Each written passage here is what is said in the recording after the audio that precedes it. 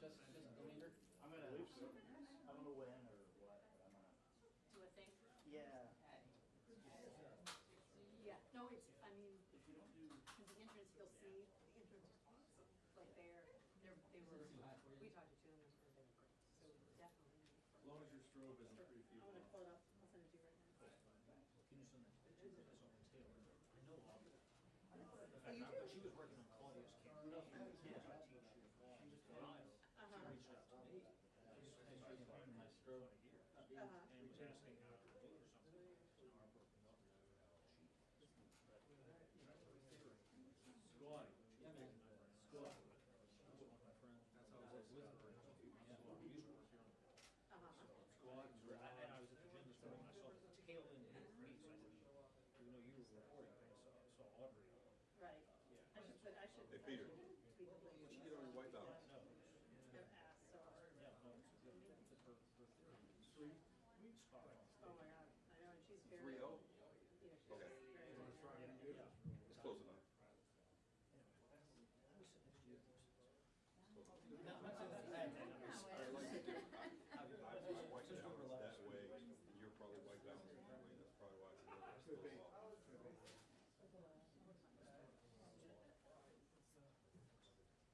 Very nice.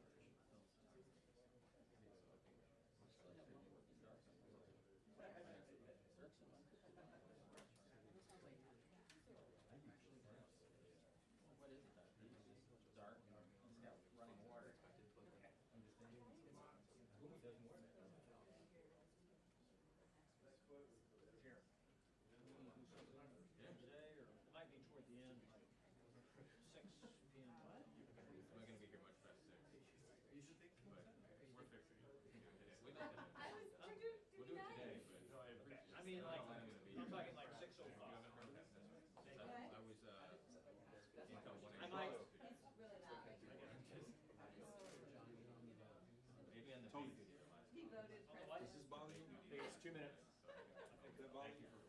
Perfect. Okay, good. I didn't know. Okay. Case number five. Oh, And I didn't want to say it out loud. But also Vice President, President Trump. I get it.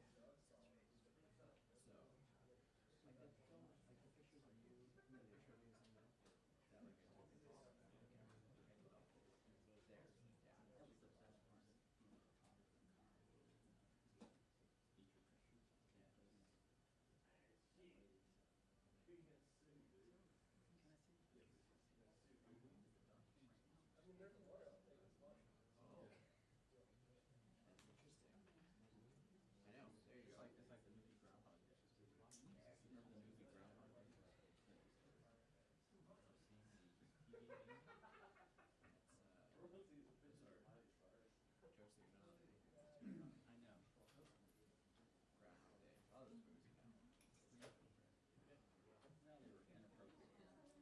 Incoming guys. Time to get nervous.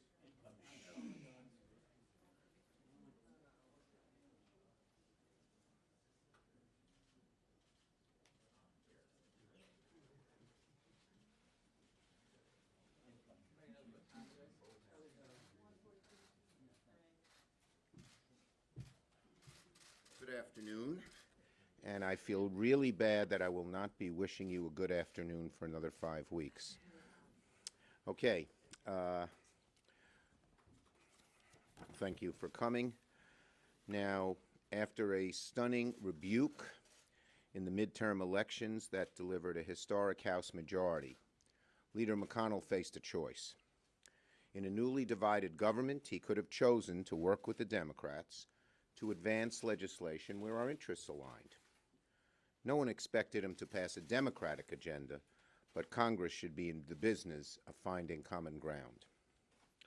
7 months into this Congress, we all know that Leader McConnell, unfortunately, chose a different path.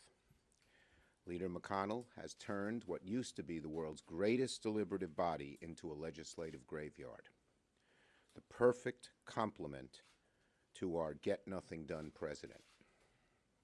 From health care to gun safety to climate change, Republicans just say no, despite the overwhelming consensus of the American people on these issues. Even on the least controversial, least partisan issues, Violence Against Women Act, election security, protected status for Venezuelan nationals, Leader McConnell's Senate has been a big black hole. There has not been a single bill open for amendment all year. Not one bill. In the minority, Leader McConnell complained bitterly about the same procedural tactics and said he'd run things differently. Let me tell you, Minority Leader McConnell would be aghast at how Majority Leader McConnell is running the Senate. Recently, there have been a few solitary bright spots. We passed a bipartisan agreement to raise domestic spending, $10 billion more than defense spending, and we permanently reauthorized the 9/11 Victims Compensation Fund. If not for outside pressure, I'm not even sure the Senate would have done either of those. The two things actually came the way they did because of Democratic effort and Democratic pressure.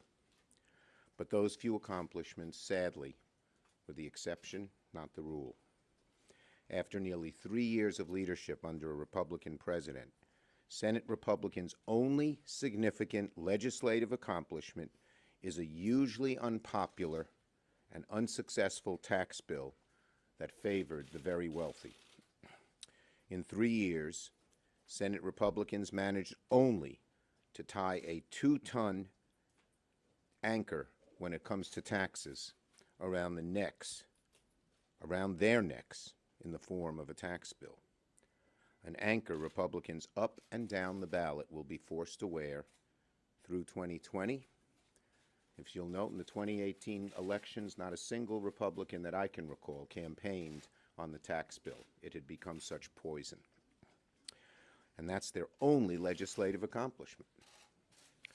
Now, looking forward, I believe Senator McConnell's legislative graveyard is simply unsustainable. The American people are fed up with inaction, while health care costs continue to rise. Drug costs do the same. Income inequality continues to deepen as the top 1% garner more and more of the wealth and the income in this country. Gun violence claims 40,000 Americans a year. Climate change wreaks greater devastation every season.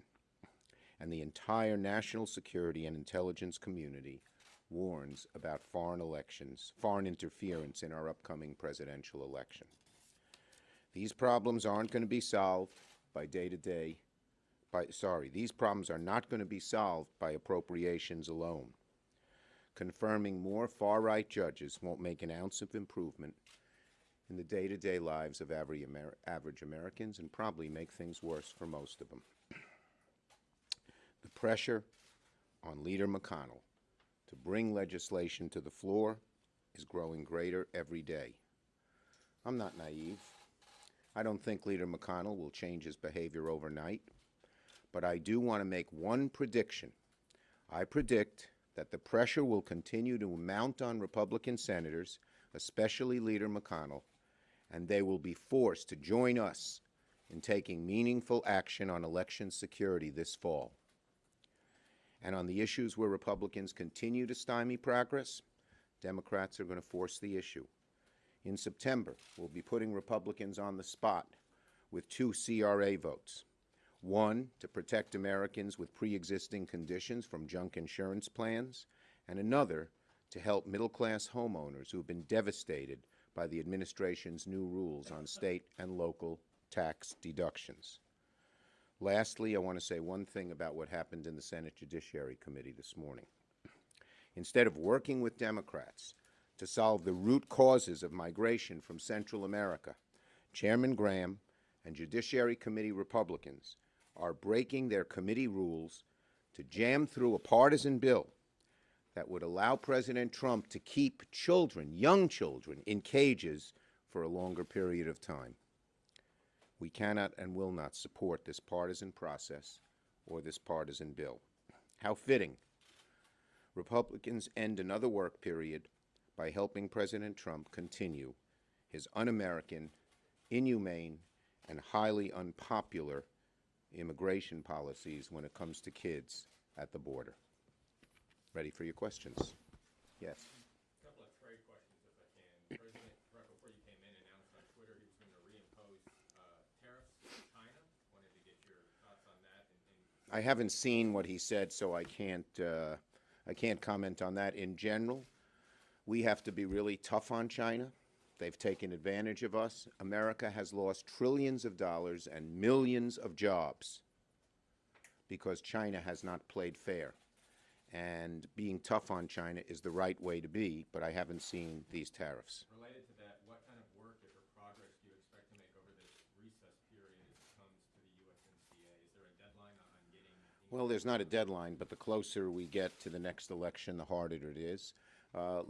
Speaker Pelosi and I are united in that we believe, we talk about this a lot, so Speaker Pelosi and I are united and we believe that you need strong and enforceable labor protections in this bill, as well as environmental protections and some undoing of some of the things on prescription drugs.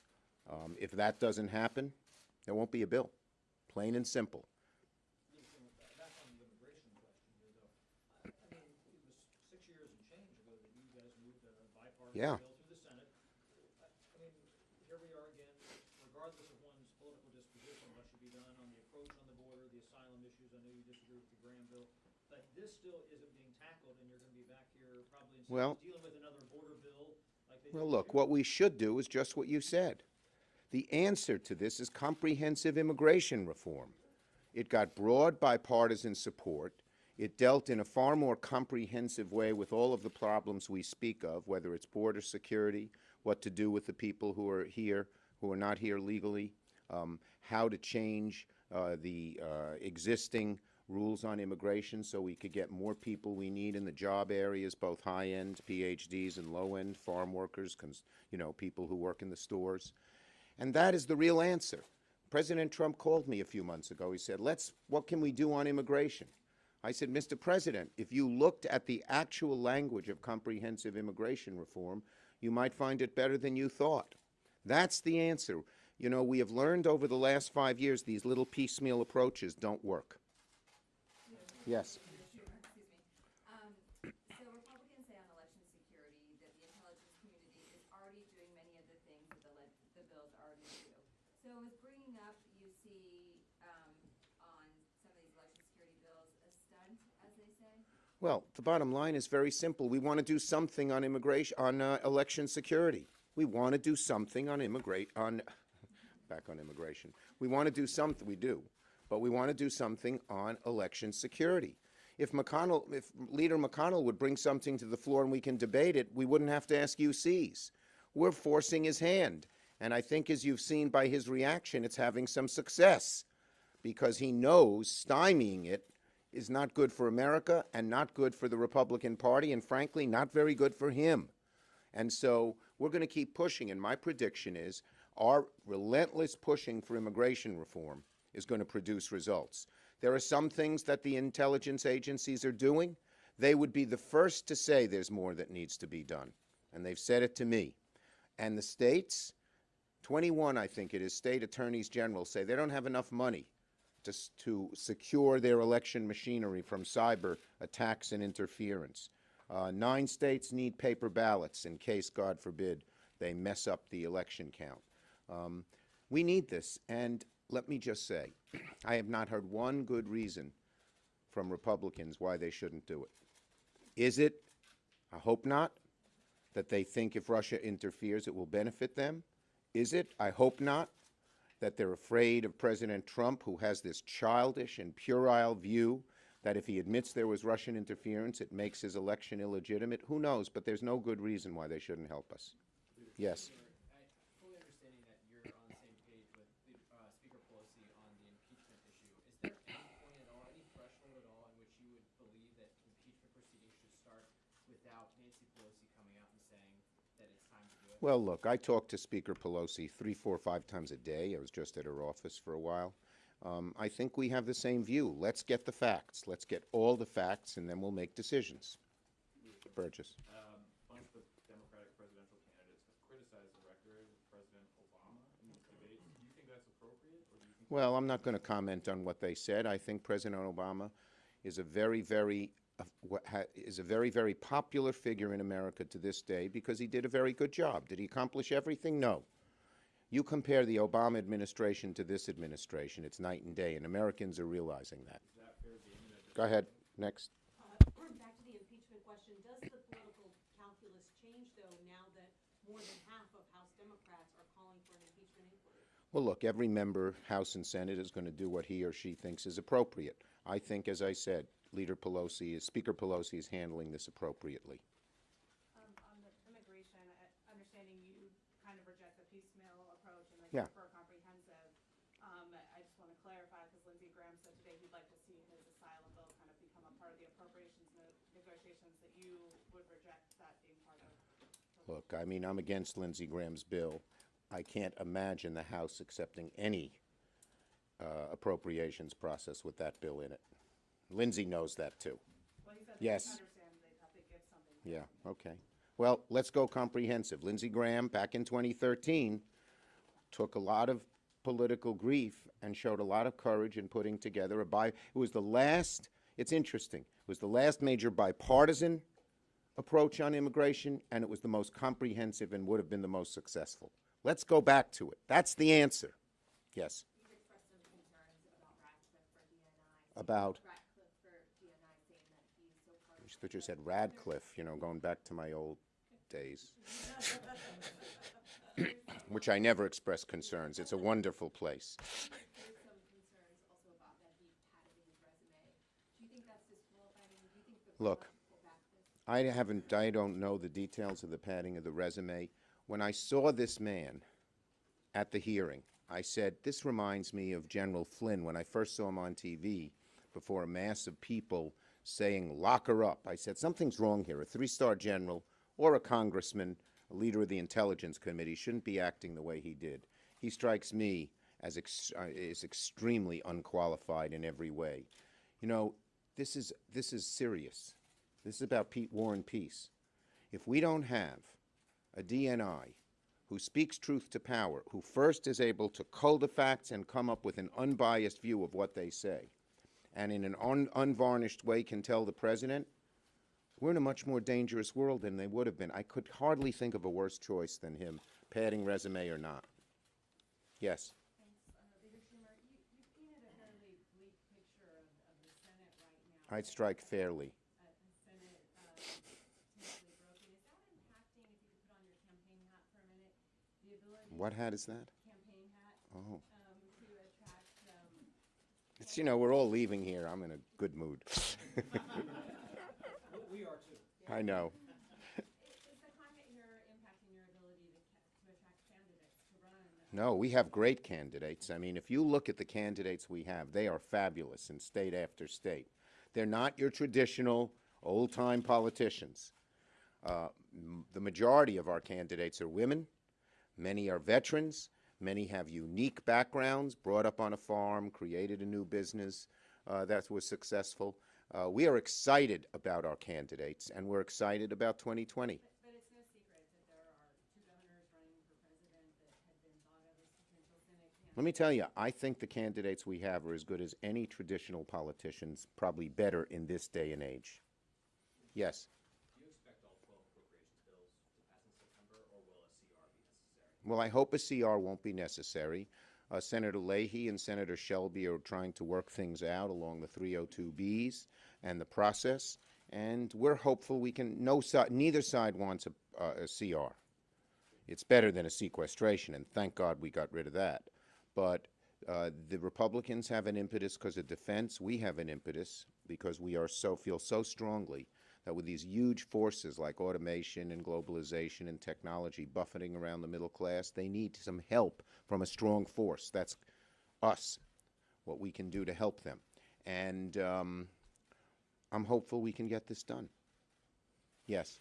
Given the no poison pills agreement and the spending caps legislation, how do you think that Democrats and Republicans are going to work towards some of the more controversial issues in the spending bills, like border barrier spending, ICE detention bed capacity, Well, and program authority? some are poison pills and some are not, but hopefully we can work all these out.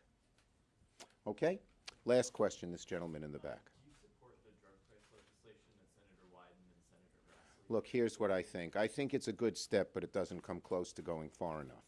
And we Democrats are going to have caucused.